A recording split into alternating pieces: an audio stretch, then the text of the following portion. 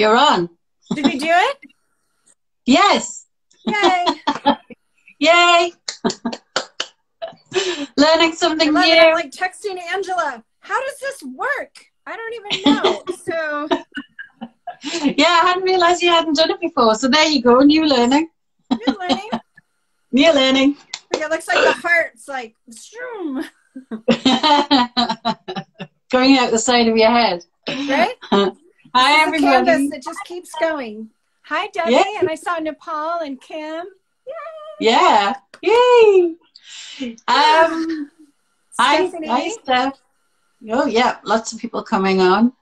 Yay. Hi. I just did a quick live, too, on my Instagram story. So funny. Right. All over the place. Hi, everybody. Yay. So for anyone who doesn't know what this is all about, my name's Angela Murray, and my art biz is called Living Life in Colour, because obviously it's not much to say. And I'm connected to some of the most amazing creative people around the world, and I do this every now and again because really what I want to do is to connect you with them and to show you how amazing they are. And today, I'm really excited about today because Whitney is absolutely amazing. She's not just an artist, but a coach and a guide and an author and very busy. It changes regularly. It does. Yeah, job title is just for the day, really.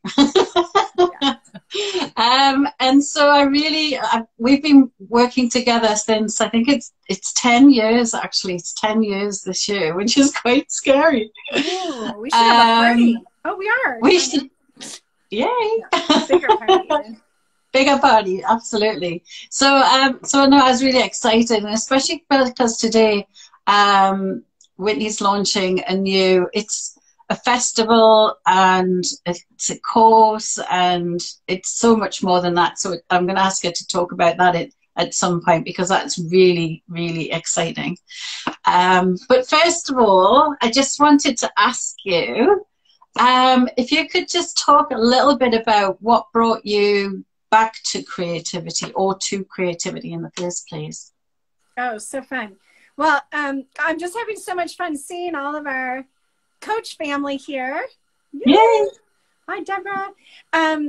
Yeah, so I love that.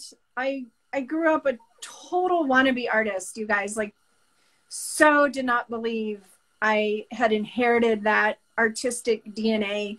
I'd had an art teacher when I was 9 tell me that drawing wasn't my thing.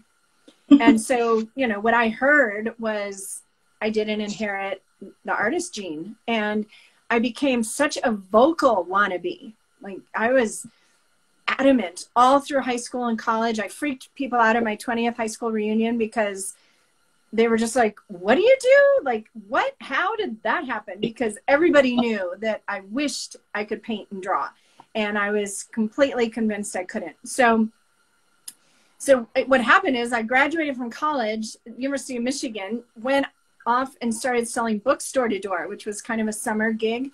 And selling books door to door is by far the most one of the most life-changing things I've done, but it's not fun. It's not something you want to do forever.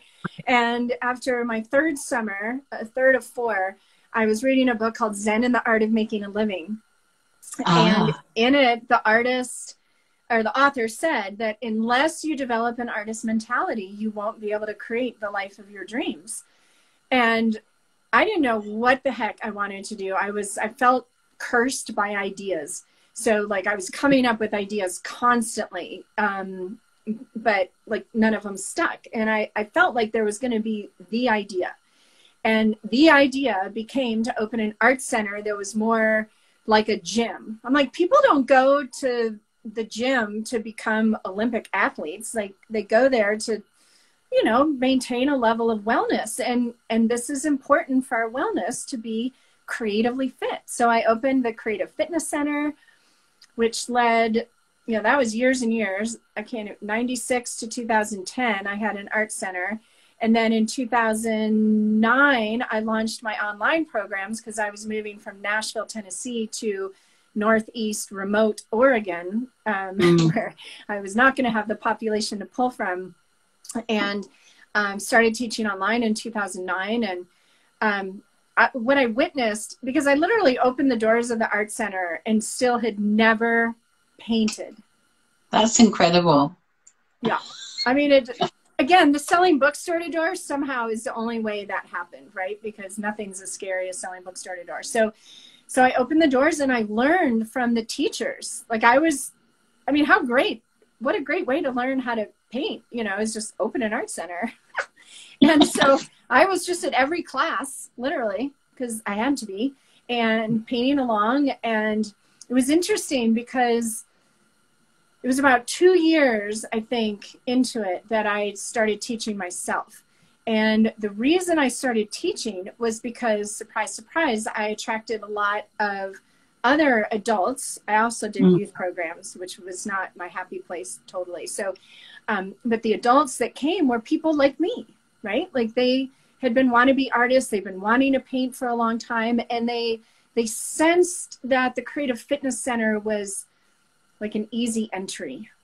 I'm sure they didn't even have the words for that. So I attracted all these beginner painters, and frankly, some of my highly trained, really great artist teachers didn't understand where they were. And I remember explaining to one of them, who was a younger woman, but who was an amazing artist. And I'm like, it's kind of like being a coach. Okay, this is before life coaching even existed. Like I was just talking about coaching people for sports.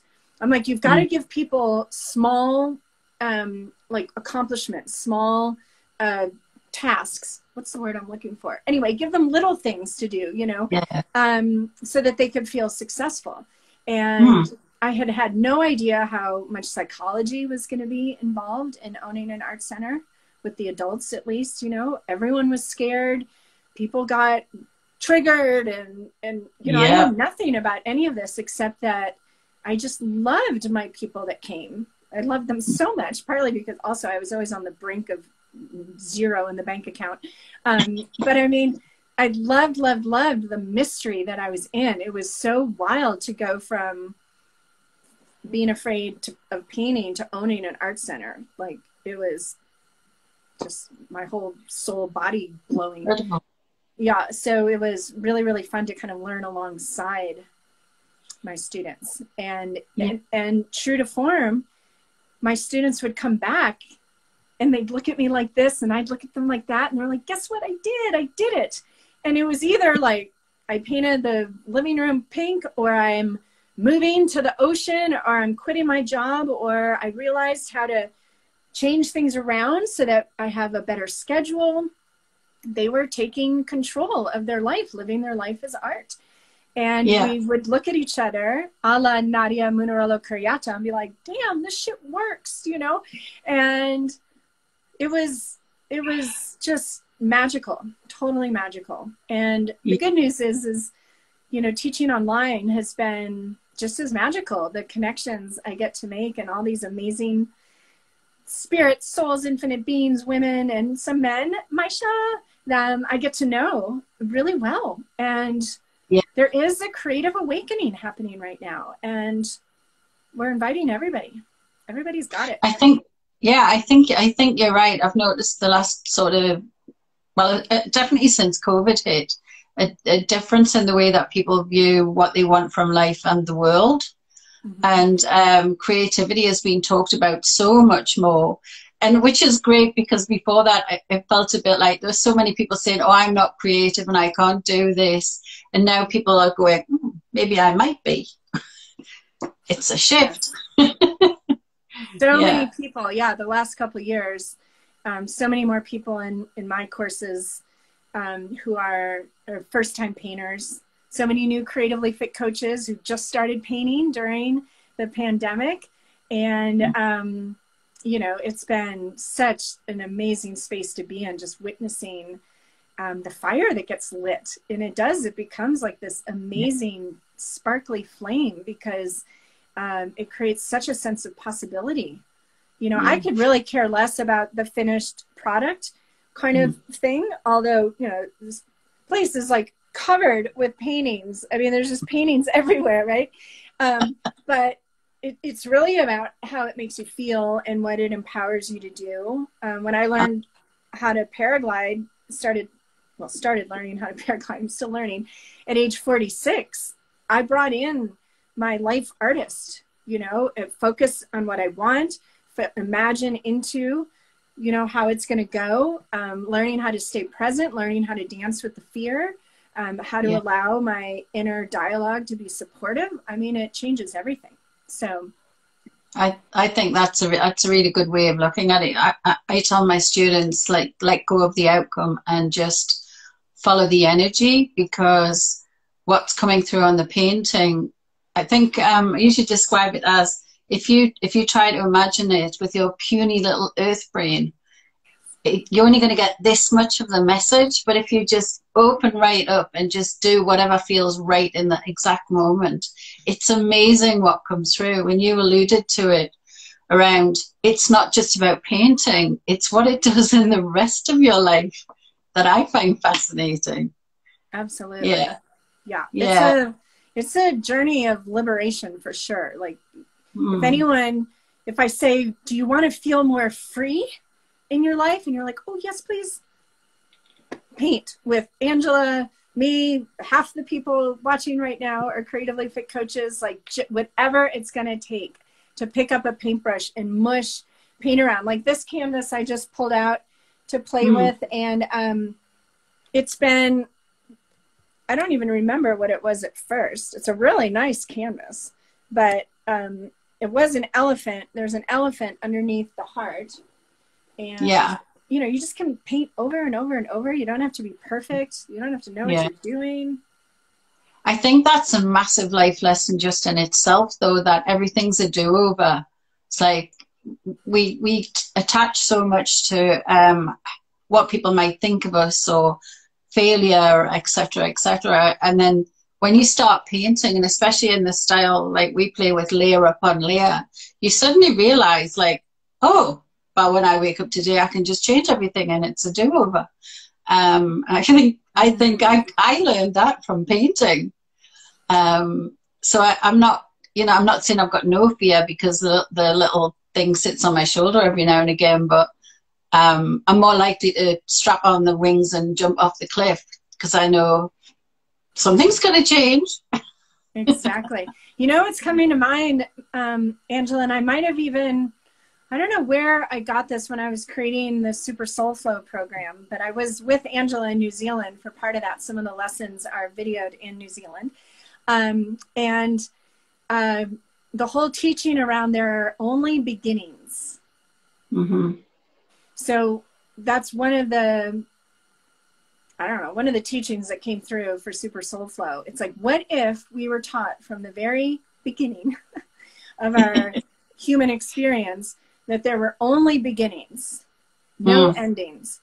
And I remember I had one woman, I don't know if it was me or one of the coaches, I feel like it's all blended together, but there was a woman who like pushed back with that idea, right? Like, I want there to be endings. I want my graduate school experience to be over.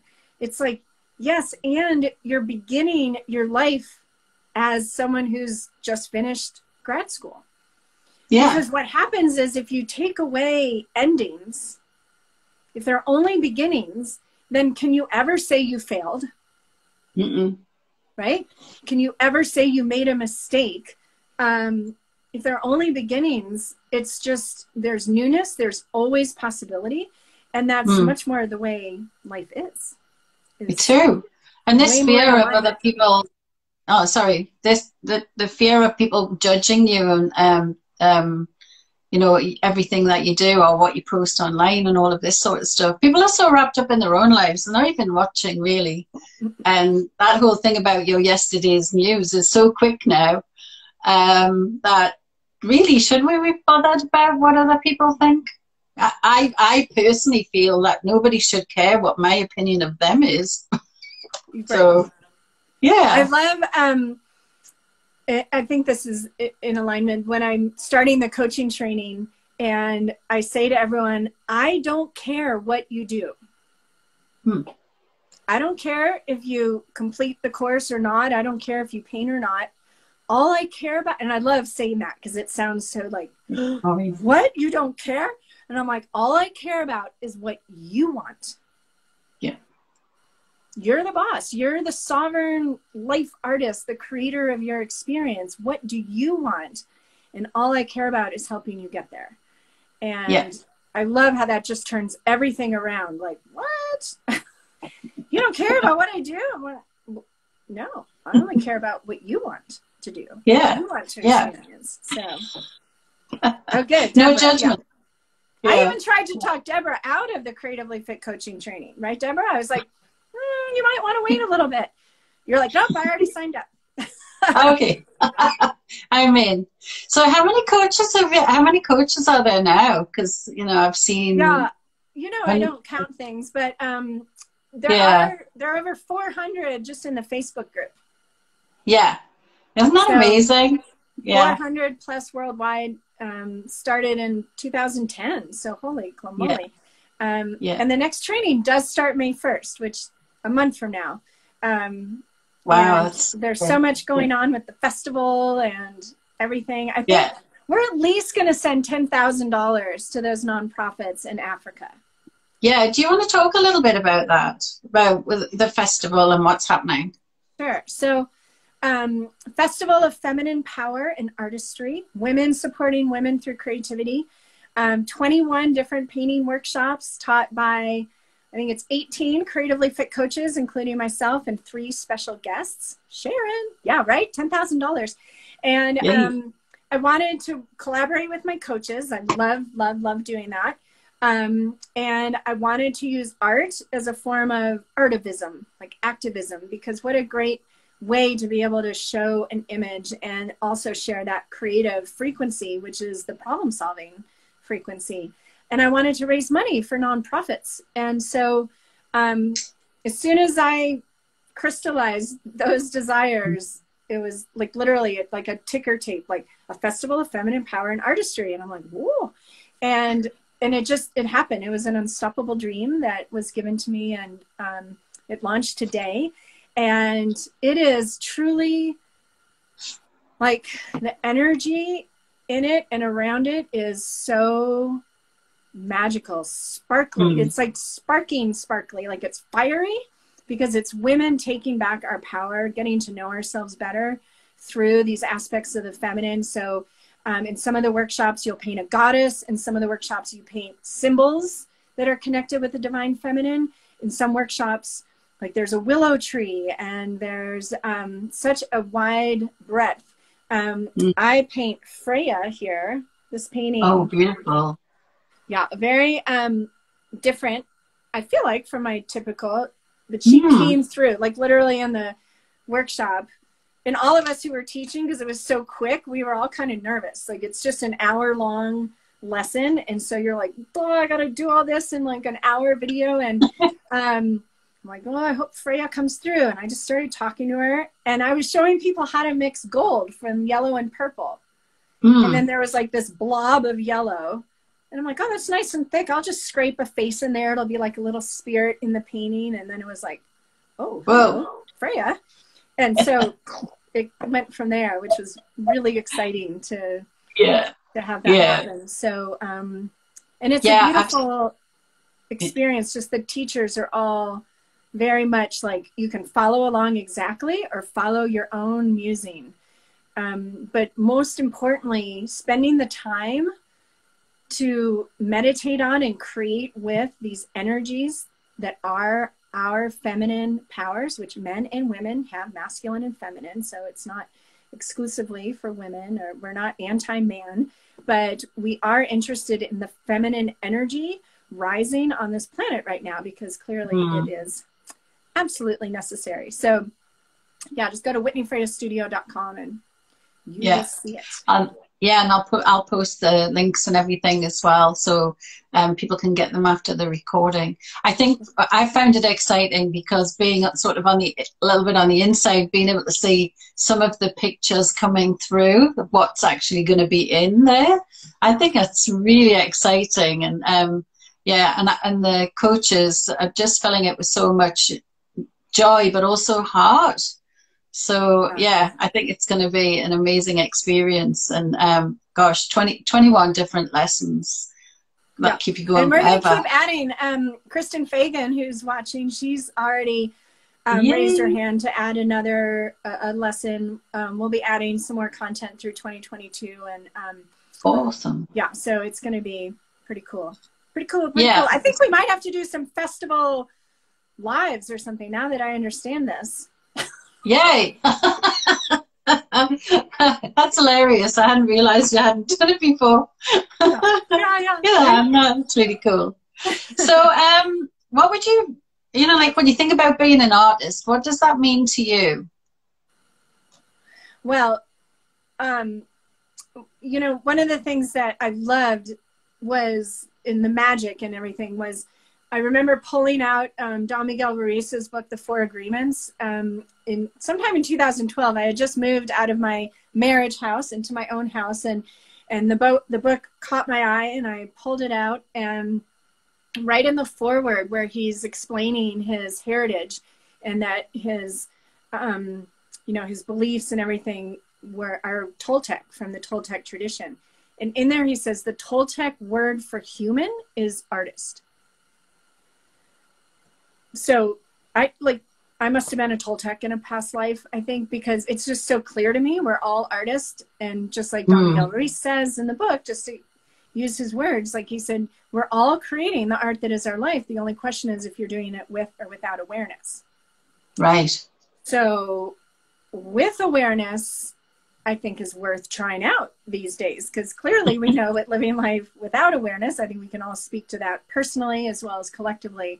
So the call right now to understand how powerfully we create our reality and being the change you want to see in the world, right? Like if you're as just consumed in a way by what's happening in the Ukraine, it's like, go within, and where are you fighting with yourself? Where do you have inner conflict, and just shine that light, the artist witness, the ability to witness ourselves, and to be able to say like, oh, okay, right. So I'm like, there's this thing I've always wanted to do, and I'm constantly telling myself I can't do it. Right. Or I've been blaming other people for things that I didn't even realize. Yeah. And, all kinds of things. So, that being the change you want to see in the world, and understanding how our words and our thoughts and our ideas, literally, it's like we're stepping into what we think about and what we expect. And so as a collective right now, you can each make a difference just by imagining and visualizing peace, and then making sure you're creating peace wherever you are, and, that's so powerful. It's simple, right? It's kind of like, really, that's not going to solve anything, but if everybody on the planet realized this, like that would be heaven on earth, basically. So I think one of the things that you've talked about before is like when you make that change and you make that shift, it has like a ripple effect to your friends and your family, and then it ripples out further and further. And if you become a teacher or a coach, or you're creating in the world, then the ripple gets bigger and bigger. And so I'm really excited to see where that goes. But it's for me, it's really empowering, not just for you, but for other people around you. Yeah, it absolutely ripples out. And I know some of you on here have experienced the like you start sharing your art and people comment, or you see someone and it's like, I've noticed you've changed, it's different, or I didn't know you painted, like I want that, I want what she's having, it does make a difference. And and on a physiological level, when somebody when when you can help someone understand that something that they've always wanted to do but thought they couldn't, and then they realize they can, their unconscious mind chunks information. All of ours does. So then your mind, your awareness has to go back to all the other things you've been telling yourself you can't do. And it gets super skeptical. Like, well, we didn't think we could paint, so we also thought we couldn't ... You know, we couldn't speak, or we couldn't become a yoga teacher, or we couldn't travel to Tibet, or, you know, whatever. So it opens up so many possibilities. Yeah, I love that, because it is absolutely true, because there are lots of things over the years that we've unconsciously taken on as limiting beliefs, things that we can't do. And then you're right, when you do something that you didn't expect that you could do, you fervently told yourself you can't do. It's like, whoa, okay, maybe I could give that traveling by myself thing a go. I could probably do that. Right? Oh my gosh. Yeah. If you find yourself thinking like, oh, I should do this, or I have to do this, or I couldn't ever not do this, get super curious. What if I stopped doing that? What if I did do that? You know, like, we've got so many stories around what a good, whatever, you know, mother, wife, what someone my age does or doesn't do. Make your own rules. Break the rules that aren't working for you. Make your own, like, you know. I know. I'm slightly laughing because when I was working in corporate, when I went for my interview for this particular company, I was going to straighten my hair, and Robert said to me, "Why are you doing that? You don't straighten your hair." And I said, "I won't get the job if I've got curly hair," because that wasn't a corporate image. And he said, "But then you'll have to straighten your hair every day when you go to work." So I went to the interview, and obviously I got the job. But it's those silly things that we take on as truth, which actually aren't true. And now, you know, I've got curly hair and it's blue. Awesome. Yeah, it's really odd, the things that we limit ourselves with because we think it's a rule somewhere, but actually it's just a rule in our own heads. It's just a story. So something that you mentioned when you were chatting before coming on was around the inner witness. And I don't know if you wanted to talk a little bit about what that is. Yeah. Well, I was just talking about it on one of the coaching calls, and ever since, so in January, I went on a paragliding trip with my daughter, who's now also paragliding. And I went through an emotional initiation. I got triggered so many times, like literally at one point in the sand dune where we were, like, the whole reason we went to Chile is for this sand dune. And I was practicing ground handling, which has not been my forte up until now. And at one point I was literally like crying, like threw down the brakes. I was just like, I suck at this. I'm never going to be good at this. Like literally, like, this, my inner 10-year-old was just like, I'm so tired of not being good at this. And oh my gosh, it was just one thing after another. And so I got super curious, like, what is going on? You know, why am I felt like this fragile baby emotional person. Like, my emotional intelligence was like, oh, yeah. And of course I pride myself on being emotionally intelligent. So I was really confused. And then I just witnessed it. And I witnessed that I had a story that in order to be loved, I had to perform.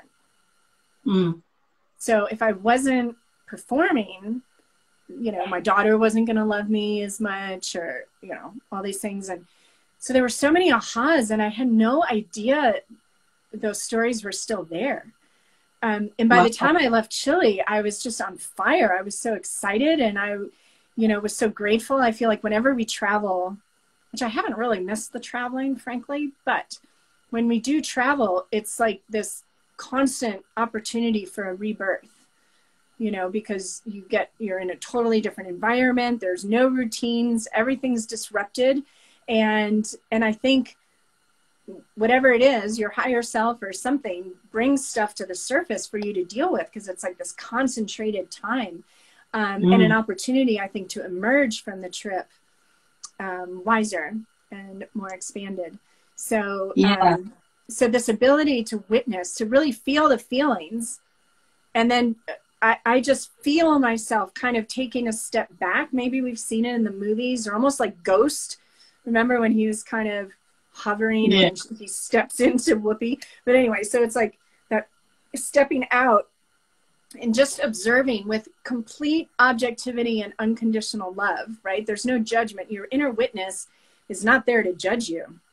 Your inner witness is there to allow you to observe yourself, so then you can choose. Absolutely. I don't want to choose. Oh, lost your sound. To stay. Yeah, it's because my phone. I should have charged my phone. I've been on like a 3-hour Zoom, and one brushstroke at a time today, kind of thing. So anyway, so the inner witness, and we can develop that at the canvas. So absolutely, that I used to think of it like being in a helicopter, so I could be painting and actually thinking about stuff that might be bothering me, but more witnessing, you know, like in Buddhism or meditation, where they talk about a thought comes in, you acknowledge it and let it go. It's sort of like that, and I'm aware I'm in like this helicopter looking at it, and I'm not engaging emotionally in what's going on, and I can feel when I get attached to it, because my energy drops. Yeah. And it's like, no, we're not doing that. We're going to let that go through. And I think it's sort of what you're talking about. It's like, it's like watching a movie of your own life, but not being too emotionally attached to it, because you're not the heroine in this story, it's somebody else. Exactly. If you don't have that inner witness, you're going to react to things, and you're going to be like reacting from often outdated stories, right? Yeah. Or stories that you have kind of a programming, like in the Western culture, in this very product-oriented, value, dollar-driven type world. As you're painting, you know, you can be afraid, like, oh, this sucks, this stinks. And it's like, okay, says who? And why are you painting here? It's like, oh yeah, I'm not even trying to sell it, or I'm just trying to relax after my batshit crazy day, you know? And so without that observing, though, you're stuck in whatever kind of knee-jerk reaction, which often the knee-jerk reaction is just what we've been conditioned into. It's not authentic.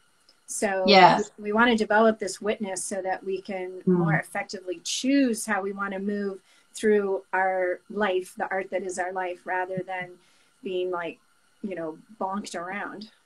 Yeah, I think to add to that as well is of just thinking when you were talking that a lot of us are empaths.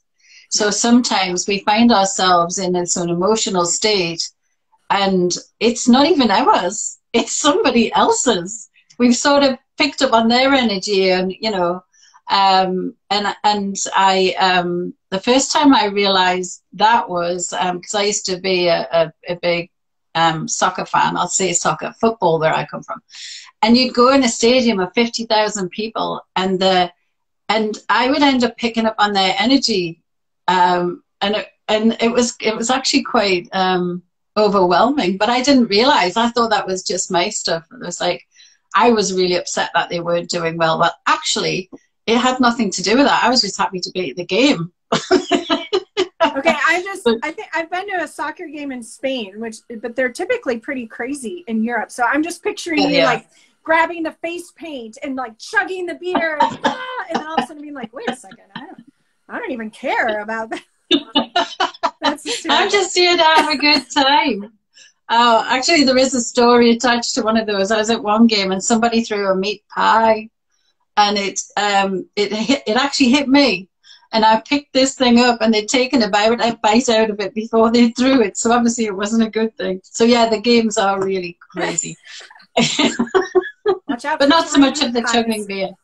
I was going to ask you what tips you've got for new artists. What would be the things you would say to them? So if you, and we're going to paint, right? Are we painting today? On this? Yeah. No. We're not painting? Oh. No. It's just an interview. I'm all ready to paint. Okay, okay. I'm going to demonstrate. That would be fabulous. Go on. I'm going to demonstrate what I would have new artists. So like if you've always wanted to paint and you're like, oh, I can't paint. I can't even draw a straight line. And here's the thing. The first step, like the I don't know where to start thing, a lot of you know on here where I'm going, right? The first step is just playing with color. It's just smushing color around. So I'm just going to I'm going to get out the metallic teal just to really get you guys excited to paint. And let's see, one more. That's kind of empty. Oh, here it is. Because new artists can be all my magentas are empty. Okay. So you just put like 3 or 4, it could even be 1, at least like white and a color. Oh, okay. We got some purple in there. Let me get more white. And we're just going to play on the canvas. And this canvas here, like I mentioned in the beginning, has been lots of paintings. Where are all the brushes? Hold on.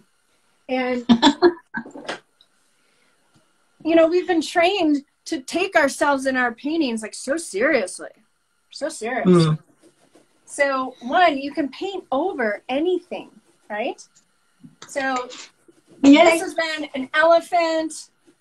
Yeah. And I keep painting on this. I've been using it in the festival. I did a kind of painting for beginners. So that was the heart in there. And the elephant was a series to help life coaches understand why they want to have painting in their modality, because you can teach, learn anything at the canvas. So literally, here's what I would have you do if you've never painted before and you'd like to. You just get out some paints and pick the colors that are calling to you and just play. Like, just push color around on the canvas. And what'll happen, of course, is you do this enough. Like, I mean, I can go and go and go and stencils and drips, and, you know, you let a layer dry and then you add some other colors. And you just keep going and going until you either see something in the painting, right? Like, oh, I see a rabbit, or I see a landscape, or I see a naked lady or naked man, or, you know, I see a lotus flower. Or maybe something just comes to mind. And then you just start painting it. But if you don't know what to paint, just keep putting color down. Absolutely. Right? Yeah. And then you can witness yourself, like observe. What are you telling yourself? Are you telling yourself you have to do it perfectly? Are you telling yourself people might not like it? Are you telling yourself that, you know, I got other stuff to do. I've got more important things to do than just paint. But what Angela and I and a lot of people watching here can tell you is that when you engage with this painting practice that is just almost so simple that it's, you know, it's almost too easy in a way, right? It's like, just do this. Like, if you've had a bad day, and this is a really fun experiment, like, get excited for your next grumpy day and get some paints ready for your grumpy day. And then when you get home from your grumpy day, just get out colors and just put it on the canvas like this. Absolutely. And witness your energy change. Yeah. Right? It takes 5 minutes to see a shift in your energy just by playing. Just about. Yeah. And for some of you in the beginning, it might take longer than 5 minutes. It might take shorter. But you will feel completely different at the end. I think there's one of the creatively fit coaches at the moment. When she makes her coffee in the morning, she's got a watercolor pad and watercolor paints by the jug, and she while she's waiting for it to boil, she just plays with paint, and that sets her up for her day. Right? It's amazing. Painting in the morning is an incredible way to start your day, and again, kind of experiment. We were talking about this in the coaching call just not long ago, about like kind of challenging people to an experiment, right? And so it'd be like the grumpy painting experiment. Ooh. Might do that sometime. I love that idea. Okay, let's get grumpy, and then let's paint. Yeah. And witness what happens next, right? Yeah. The one thing I did recently, because I've been working from home a lot, and I noticed that the end of my day, there wasn't a full stop. And so what I started doing was, at the end of my day, I would go in the studio and just paint for 15 minutes. And it was enough to shift me from that logical left brain to being much more relaxed and happy and open to what else I could be doing. Otherwise, all I wanted to do was just go and lie on the sofa and watch Netflix. And it was just enough to shift my energy from the doing. Yeah. Well, that's cool. Exactly. Yeah. The other thing I usually say, like a smaller brush and a contrasting color, and you're just playing. Yeah. And this is why the witness, I think, it's like witness yourself being like, this looks like a kid. This, it's like, okay. That's kids are pretty happy. They're not stressed, And, and I'm kind of twisting the brush, and it's super fun. Kids don't should themselves. They just do. They're just being and enjoying. Oh, that's cute. Okay, that just made me really happy right there. That color, orange and metallic teal, just got kind of purpley. It's like the little things. It kind of trains you to get attuned to and excited about just the little things, color. It does. You look outside and you start seeing colors and shadow and palettes. Yeah. Like I've got all these pictures from being out in nature, and I'm like, oh my God, what an amazing palette. Like I want to paint that. And, it's super fun. I get excited when I'm teaching Dream Big, Paint Big. My students will hear me go, ooh, and all it might be is a mark or two colors next to each other. I've accidentally mixed a color or something's run. And it's like, oh, that's so cool. Right? And just being grateful for the small things. It actually helps with my gratitude practice, because that's just a tiny thing. Ooh. Yeah. Makes everything else feel let's talk about gratitude from Unstoppable Dream. Ooh. That is true. See, gratitude, all the things all the things you want to manifest in your life. How did I describe this recently? If you think about the universe and you're wanting to manifest things, and you think of the universe as a benevolent parent, and it's constantly giving you things and you're not grateful for them. If you show gratitude for the small things that you receive every day, then the benevolent parent might just give you the big thing that you really want. Right? That's so true. Like, think about, for those of you who have kids, right? If you've got a child that's always expressing gratitude. Yeah. They're not going to go out and buy them anything special if they just chuck it in the corner and just, it's nothing. Yeah. So I was thinking about that recently. It's like to be grateful for all the small things, and it increases that energy. I think that was sort of where you were going. It increases that energy that attracts those things to you that you want to bring into your life. Exactly. In Unstoppable Dream, so my most recent book is 30 Days to Unstoppable, Be the Dream Made Visible. And there's a whole process, this meditation. The whole book's like a guided meditation, and it uses sacred geometry and the 6 spheres of wellness. And the 5th sphere of wellness is gratitude. And you want to keep these spheres like full or glowing or super colorful, however you picture them. And and you can fill up your sphere of gratitude, of course, by just looking around like, oh, I'm so grateful for metallic teal. I'm so grateful for Instagram. I'm so grateful my phone hasn't died yet. Angela, if my phone dies, I guess we're just done because I have no way to plug it in right now. And then, but my favorite gratitude piece that came through was, if there's something you want to experience. So like I'm in my studio here, and you can kind of see like the walls are this like white OSB. Yeah. You know, that cheap, well, it used to be cheaper. Anyway. And so this used to be this like falling down garage space. Like the realtor told me the garage was a tear down. And I'm like, I don't think so. So I wanted a studio. This is my first big personal studio, you guys, 25 years or whatever. And so what I did is I sat in my kitchen window and I looked out at the garage. It was the garage then. And I started imagining, I was standing in the driveway writing checks to the contractors who helped me renovate the garage into the studio. And I'm writing checks and I'm like, wow, I'm so grateful to have the money to write the check. I'm so grateful for these contractors that have helped me, which it's very hard to find contractors around here. And I'm so grateful for my new studio and blah, blah, blah. And literally like days, weeks later, I had a group of friends over and one of them does kind of contractor work.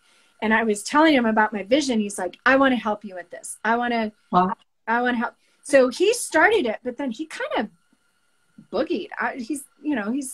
Anyway, he had other stuff going on. So then it was like, okay, find someone else. And within about 6 months, I think, I was standing out here writing checks to the contractor, so grateful for my new studio. And it was one of those like, holy shit, this works. And so your time, okay, let me get like quantum on everyone for a second. Linear time only exists in this story down here on planet Earth in this 3D world. It works for us more or less. But you get out of this 3D land on planet Earth and time is not linear. It's all happening at once. So you can choose a future reality. And I teach this in Super Soul Flow. I kind of do this in a lot of different ways. You can paint a symbol of the future reality you want to kind of create this thread. But you choose a future reality and then you continue to choose it, right? And so the gratitude is something you can like imagine yourself into your future, just like you can imagine yourself a year ago, 5 years ago, imagine your 20-year-old self, right? So you can imagine yourself a year from now or 5 years from now. Okay, I'm back. Be grateful for your health. Be grateful for your wealth. Be grateful for all the people around you that love you. Be grateful for where you live and just choose it. And then you can keep like, oh, I'm so grateful for my studio, even though you don't have it, but you will have it really soon. So that, I just loved that teaching. Like how easy is that to just send gratitude? And so you're kind of merging like what you said about gratitude being so powerful in the universe. Like, oh, she's grateful. So now we can give her other stuff she's grateful for.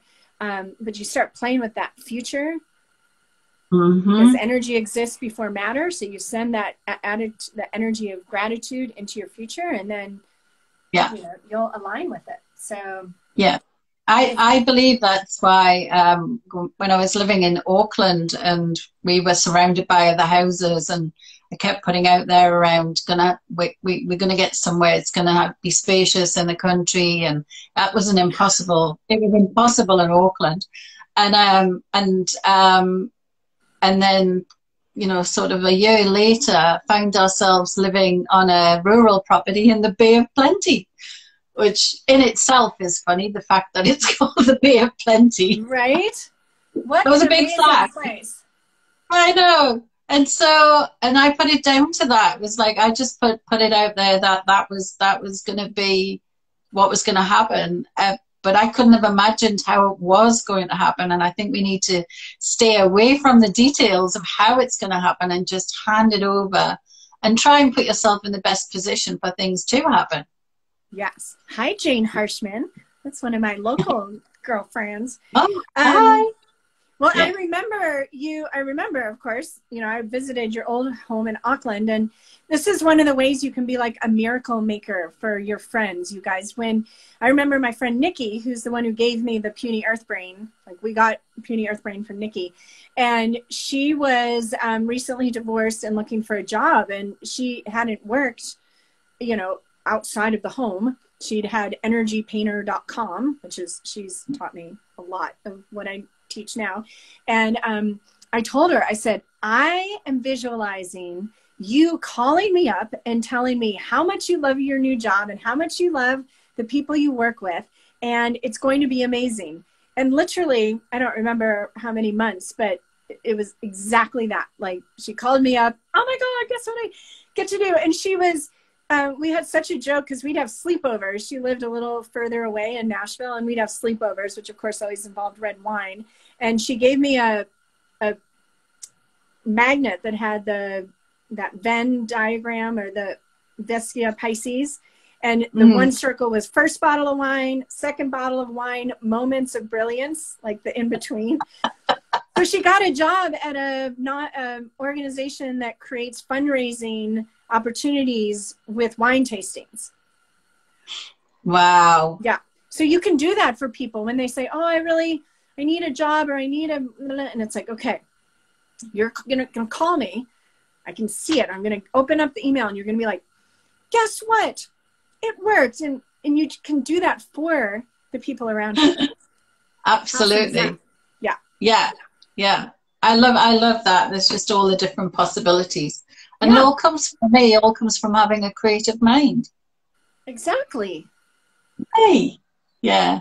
That might be a good thing to end on. I was going to say, because your phone's going to die soon. And we've been on for 55 minutes, would you believe? I know. I was really surprised when I looked, and I was like, oh, my phone's almost making it. Like, yeah, it's exactly. A sliver of yellow. Yeah. Perfect. So the energy cooperated.